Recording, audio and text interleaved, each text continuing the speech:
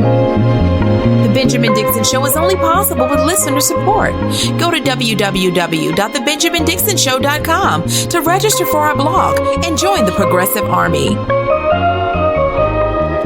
Welcome to the Benjamin Dixon Show. I am your host, Benjamin Dixon. Today is Tuesday, April 21st, 2020. There's a lot to cover, so let's get right to it. Governor Brian Kemp of Georgia, my state, says that beginning Friday, April 24th, they are lifting restrictions on gyms, fitness centers, bowling alleys, beauty shops, salons, barbershops, body art studios, and more, in an attempt to begin to reopen the economy here in Georgia. Now, this is obviously April, and we are only 1 month in earnest into this pandemic that quite literally is going to last until we get a vaccine. I mean, there's really no other way this ends until we have a vaccine. And this isn't to say that we're going to have maximum quarantine for a year and a half, but as for me and my house, we're going to quarantine until there's a vaccine. And so far, there's 43,000 deaths in the United States alone from the coronavirus. That number jumped exponentially. And here, the governor of Georgia, as well as the governor of Tennessee, they have all come out to say that we're getting ready to open back up. This is going to get people killed. This is no hyperbole. He even said so much in his press briefing yesterday. Governor Kemp said that this does mean there's going to be an uptick in cases in Georgia. Translation, that means they are accepting the fact that people are going to die as a result of their decisions. This is so irresponsible. But it goes beyond just being irresponsible. This is sadistic. This is so far beyond, because here's the ration. Here's what they're honestly trying to do. There's two things that are happening simultaneously with the decisions like this, even from the White House, Donald Trump, Republicans in general. They are trying to satisfy their business owners who are lobbying them. They are currently being lobbied by business owners and business industry groups that are trying to get the quote unquote economy back open again so that they can make money. And there are some excuses I don't want to spend too much time on this because there's so many stories to cover, but there are excuses that are being given to these people like Donald Trump and these business owners from the left, that is saying that, oh, well, we can't, people are going to die if there's a Great Depression. Here's the thing. These business owners are not going to be able to recover in a pandemic because you cannot force the people to go out and consume. That's number one. Number two, can people die from extreme poverty? Yes, people have been dying from extreme poverty in this country. However, the fact that this federal government can give trillions of dollars to the markets and prop up the markets artificially through this pandemic by dropping however obscene amount of money that they can print to keep the economy, to keep the markets afloat, suggests to me that the federal government can do the same thing for the people, staving off disaster. This is not going to stop a recession, but it most certainly can keep money in the hands of people so that people don't have to die because of extreme poverty. If we can do it for the markets, we can do it for the people. And so it is a decision by the federal government to allow, and state governments, but particularly the federal government, to allow people to die because of poverty during this economic downturn that was caused by the coronavirus. We couldn't control the coronavirus once it got out of control. Right? We couldn't stop it. Once it got out of hand, the only solution was to shut down. Now, we could have prevented this from getting out of hand if the Trump administration had done their jobs, if they had not been so feckless, but they let it get out of control. And now the only solution to saving lives is to shut down. So people dying from the coronavirus is a decision that is being made by Republican governors and by the Republican president of the United States, along with there's language that has been floated by Joe Biden and Andrew Cuomo that parallels the same thing. It's not equivalent, but it definitely is running a similar course. The elite in this country want to send poor people out to work even to their death. The ruling elite have made a decision that poor people, middle class people, all of you are expendable. Just go out there and make our widgets and buy our widgets. So this is a decision that's being made. People do not have to die from the coronavirus, but in order for people to not die from the coronavirus, they need to stay home. That means the economy is going to tank in certain sectors, to be sure, but we could have staved off the sheer economic disaster by doing what we said needed to be done from the beginning. Universal basic income, expansion of Medicaid to everyone to cover everyone who's currently not covered, to ensure that the food supplies are secure, the food supply chain is secure, and also to make sure that people don't have to keep going out to get food, mobilize the National Guard to deliver food to every person in this country, every household in this country. There were things that we could do to ensure that this economy did not tank and people do not die, and Republicans are doing the exact opposite. This is the timeline that we live in. Republicans, they looked at the number of people dying and say, you know what, that's not enough. We almost made it out of this without there being without us actually reaching the 1918 Spanish flu levels of death. Now, with these decisions, we are actually kind of poised to go a little bit further. The good thing about this is that they literally cannot force us to go out. Now, there's a little caveat to what I just said. What they're trying to do is force employees to go out. But here's the thing. Even if employees go out, you can't force consumers to go out. And so now we're getting ready to see something even clearer. Investors, the capitalists, they don't create the wealth. Labor can create wealth, but only if you have consumption. Without consumers leaving their houses and going out to the bowling alleys, going out to the beauty salons, going out to consume McDonald's or whatever the hell else that we're going out to poison ourselves with, in addition to the coronavirus, without consumers going out, there's not going to be any reason for labor to be at their jobs. And so we're going to really quickly find out that this entire thing does not work. This entire capitalist endeavor does not work unless consumers consume. And you know what? We're staying our asses home. We are staying home because we see what is outside of our door. Now, we will consume online. We can increase our consumption online. That does mean that we have to deal with people like Jeff Bezos and the Waltons and all the people who can do all these monopolies that are taking root, Xfinity and Comcast. We're going to have to handle all of them either later or as we go, but we can continue to consume and we can prop up something of this economy, but you're not going to force consumers to go back out.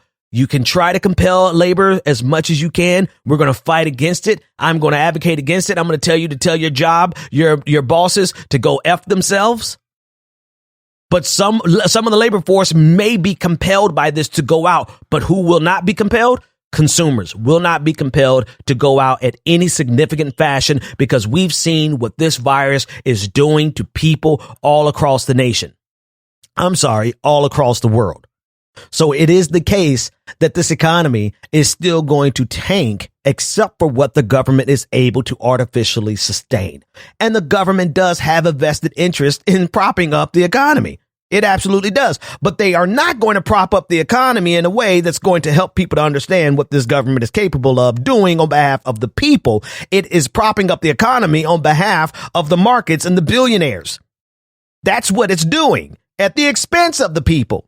Because they can't afford. I'm telling you, the number one thing that they're trying to avoid in this pandemic is not deaths, but it's the awakening of the American public to realize that this government has always been able to do more for the people, and it just simply has chosen to do for the rich.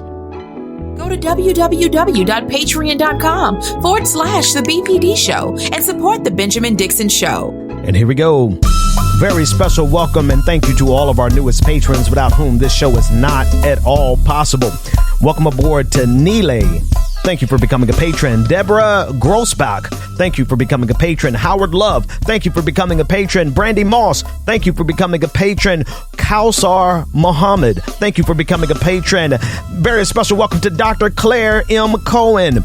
Very special welcome to Vishnu Nepala. Very special welcome to Jaron. Thank you all for becoming a patron. You too can become a part of this prestigious and prodigious patron family by going to patreon.com/the BPD show, where you get twice the content without any of the annoying advertisements like you're going to hear right about here.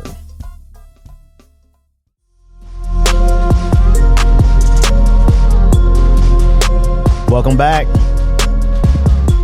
Okay. So there's some polling from NBC News. Wall Street Journal released yesterday discussing who do you trust in this coronavirus? Who do you trust in this coronavirus? The CDC is at the top. 69% of Americans trust the CDC. That's good. It's a little concerning because the CDC is under the control of the Trump administration, but overall that suggests to me that they are trusting scientists first. At least 69% of Americans. Your governor, whoever your governor is, came in second at 66%. That's a little problematic because I come from Georgia and Brian Kemp is trying to get people killed. He is trying to get people killed by opening the state again. But, maybe you're in like California. You're lucky like that. OK, Anthony Fauci, he's trusted at 60%. Andrew Cuomo, 46%. Yeah, that sounds about right. Considering New York is being hit so hard, and you juxtapose how bad the state is getting hit with how frequently he's on television, those numbers make sense, right? He had to go on a full court PR campaign to make sure that people don't look at him and blame him for he and Mayor de Blasio of New York City. But anyway, I digress. That's not the point of this segment. Donald Trump, 36% of Americans trust Donald Trump. That sounds about right because Donald Trump has always been at that floor. 36%, it really around that 30 to 36% has always been his base. Those are the people who literally would not care if Donald Trump made human sacrifices on national television. They would still support Donald Trump. Mike Pence is at 35% in terms of who do you trust when it comes to COVID-19. Now, the whole reason I did this segment is because Joe Biden, 26% of Americans trust Joe Biden, trust what they say about COVID-19. 29% say they don't trust him. So that leaves a really big gaping hole. 45% of people who have no opinion on Joe Biden and whether or not they trust him in regards to COVID-19. Well, that makes sense also, but that should terrify the Democratic Party. That should terrify anybody, even if you're not a Democrat. That should terrify you because that suggests that the most important thing that's happening in America today, more people trust Donald Trump when Donald Trump is directly responsible for the number of people who are dying because of all of the decisions he made and all the decisions to not act that he made since December, since he first heard about this. More people trust Donald Trump than trust Joe Biden. That should terrify Americans because that means that the person who should be replacing the president in November, and I say should very loosely, nobody trusts them. And I think it's partially because, well, one, he does come off as though he doesn't even know what day of the week it is. Now, to be fair, I kind of forget what day of the week it is because I've been quarantined for like 6-7 weeks now. I lost track. But the reason Joe Biden doesn't know what day of the week it is not because he's been quarantined so long, but I digress. Let me be serious here. The serious thing is that every single person in this country should be utterly terrified that we are running a candidate. They are running a candidate who is precisely the candidate who is going to lose to Donald Trump for all of the reasons, because he's aging, because he's lost a step, because he's suffering cognitive decline, because of the sexual assault allegations, because of his bad right-wing policies, because of his war on crime and the 94 crime bill, because he's insisting on, in the face of a pandemic, to not turn towards Medicare for all, leaving an opening for Donald Trump to flank him from the left. I mean, there's any number of reasons why Joe Biden is not the candidate to run against Donald Trump. But here we are. Here we are. And then the ad that I showed you that I discussed yesterday, I know it was extremely difficult to get the energy of the ad that Donald Trump dropped yesterday morning. I hope that you went and looked at the video for yourself. And if you saw it, you will understand exactly why this is a troubling time, because we're headed towards a second term for Donald Trump. We are headed towards a second term for Donald Trump. And I own everything. The most important thing that we could do in this moment, particularly the COVID-19 moment, is to get rid of Donald Trump. It's a shame that we have to wait until November, because truth of the matter is, the die is going to be cast. Majority of the deaths are probably going to take place between now and November. And hell, I guess we have to wait till January to actually get him out of office. But even then, like, leaving Trump in office, Democrats, your decisions that are going to lead to Donald Trump getting a second term means even more people are going to get killed. I just don't see a scenario in which the current Democratic Party is capable of actually doing what needs to be done, which is to get rid of Donald Trump. And I think that's the argument that we have to cast it in that argument. I think every time we discuss this, it has to be wrapped in the language of getting rid of Donald Trump, because that's what we have to do to accomplish anything that we want as a progressive, but also to save as many lives as possible. We have to get rid of Donald Trump. And when the Democratic Party, which is the second part of this conversation, when people like Nancy Pelosi and the Democratic consultants that surround her don't understand how it is that her eating ice cream on national television, that bragging about her ice cream collection, trying to use that as a way to relate to normal people, when in fact it is so easily weaponized against us, against people who want to get rid of Donald Trump. That's the us. Like there's a huge group of us who just need to get rid of Donald Trump, not just for the sake of getting rid of Donald Trump, but to save lives.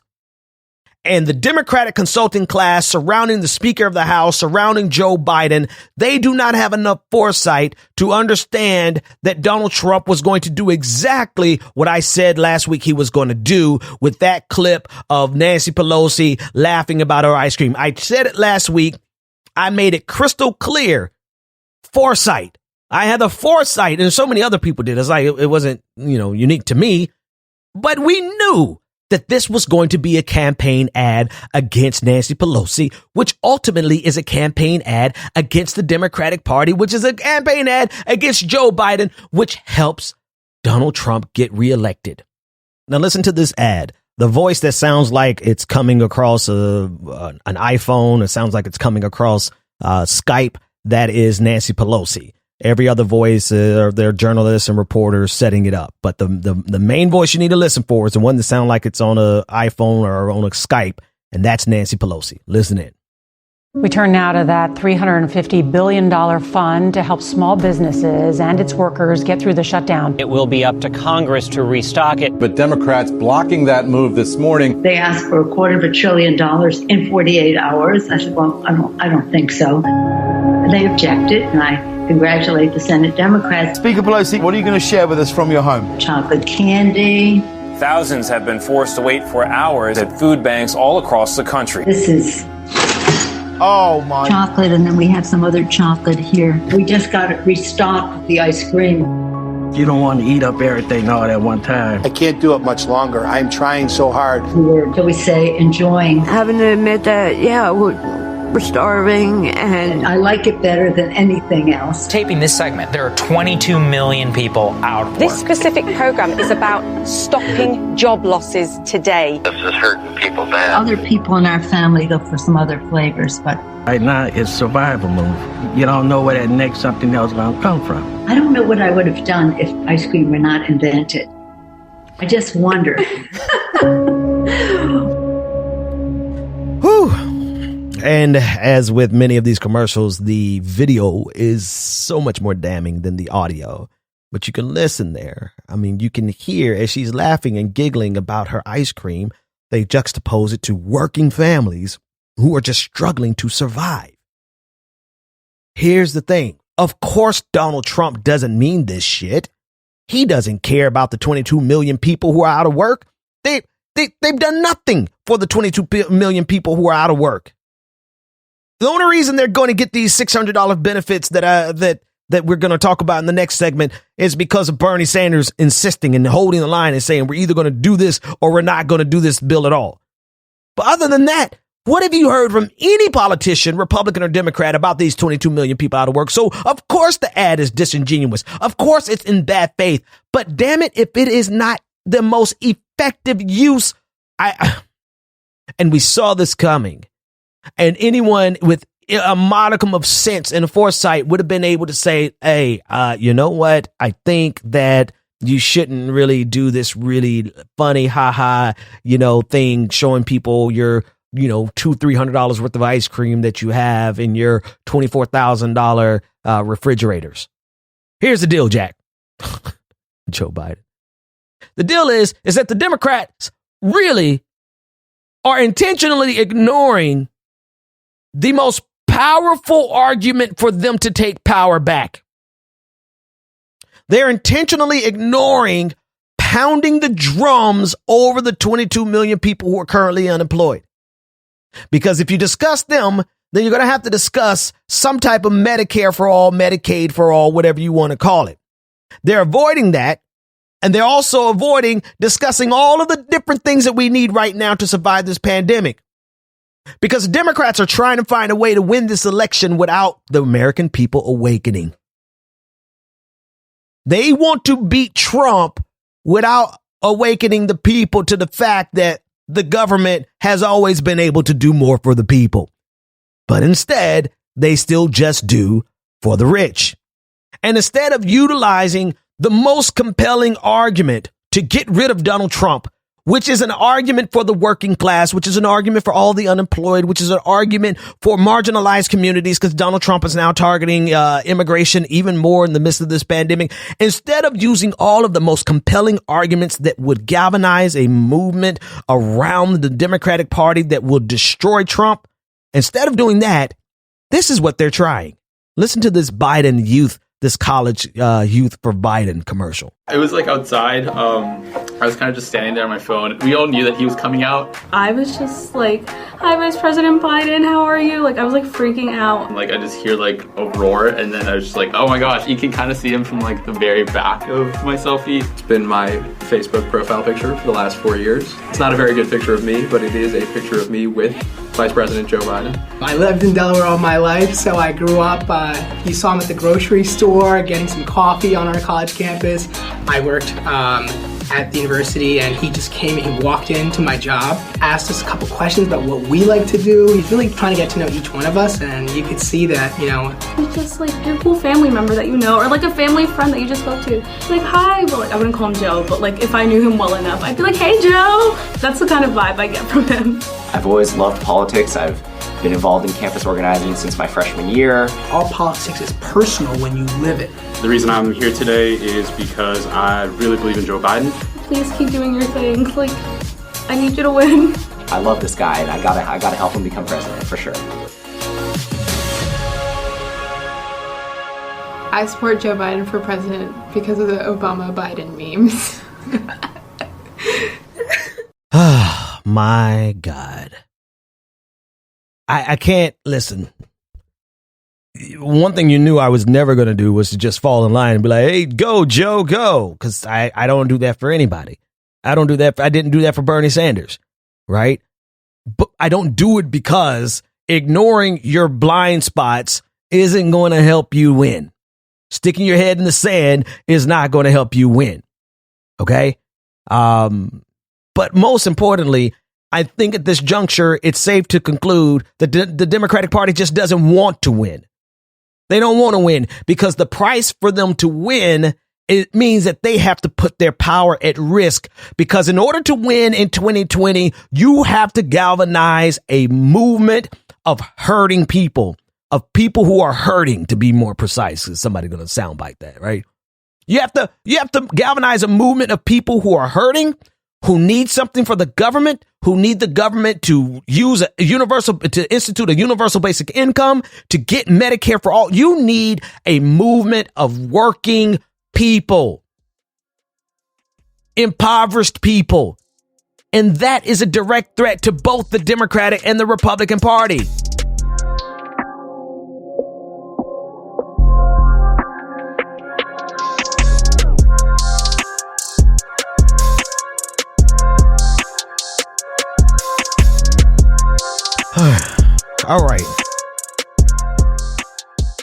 All right, let's go.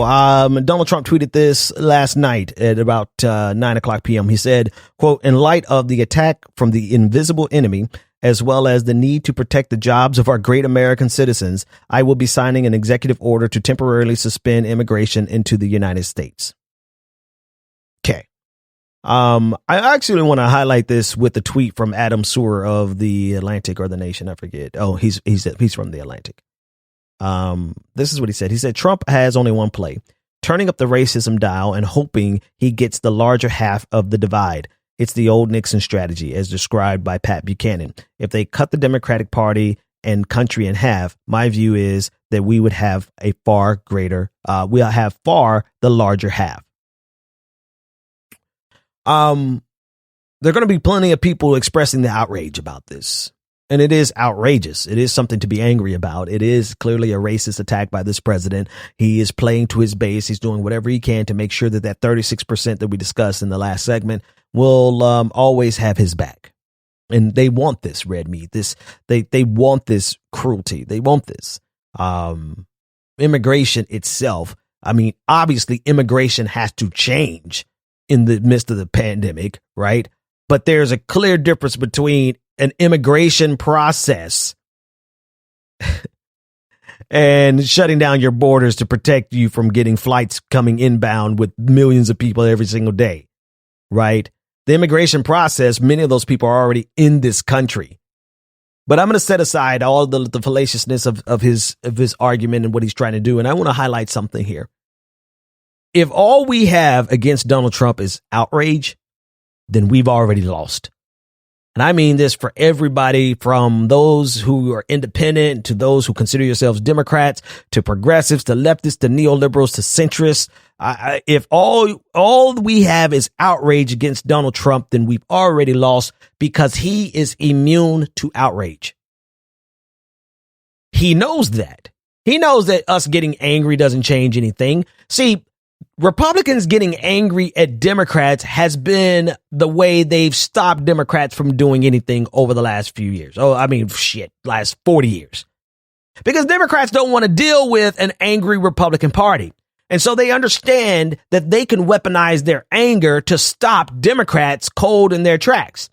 But they also know if they can be immune to that, then they get the advantage. In other words, they know their anger is a catalyst to stop the Democratic Party, but they also know that their refusal to give one damn about what we are upset about or outraged by. In fact, they know that if they take our rage and laugh at it, they can weaponize it and insulate themselves, inoculate themselves even more. So what do you have?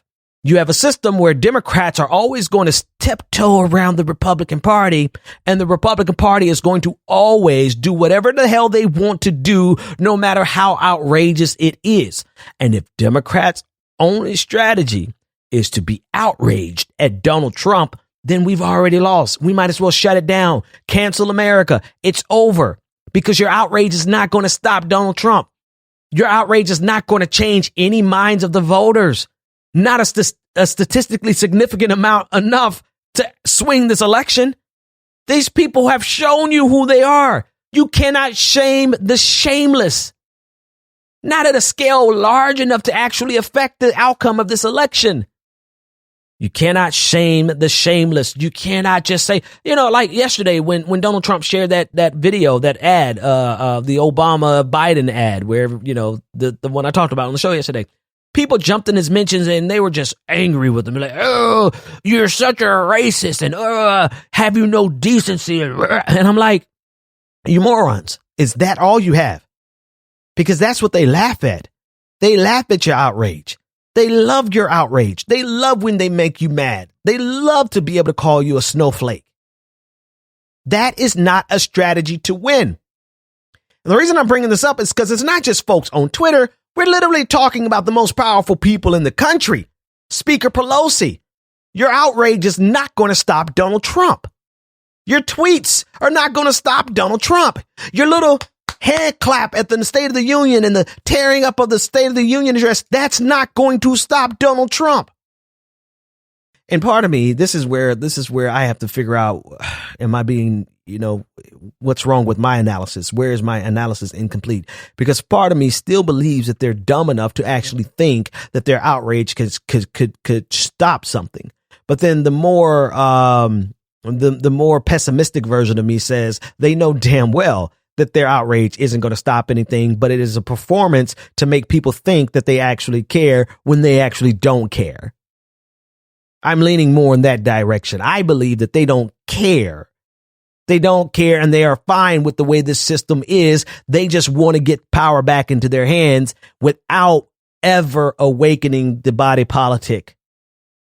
And so they play these games, these outrage games, when in reality, it's nothing more than a performance. Because if they were serious about stopping Donald Trump, they would know to save their breath and to get to work. And even with the impeachment proceedings, even that was performative. They intentionally narrowed the scope so narrow that he was going to be, that there was, anyway, our entire system is screwed up. There's a lot more that I have to talk about after this public episode. If you want access to it, go to patreon.com/the BPD show. I'm going to be talking about this study that shows Hannity is directly responsible for people dying. NPR and their bullshit article about unemployment, and so much more. Patreon.com/the BPD show. Patrons, stay tuned. Everyone else, see you tomorrow. The Benjamin Dixon Show is only possible with listener support. Go to www.patreon.com/the BPD show and support the Benjamin Dixon Show. If you like this episode, be sure to share, like, and subscribe.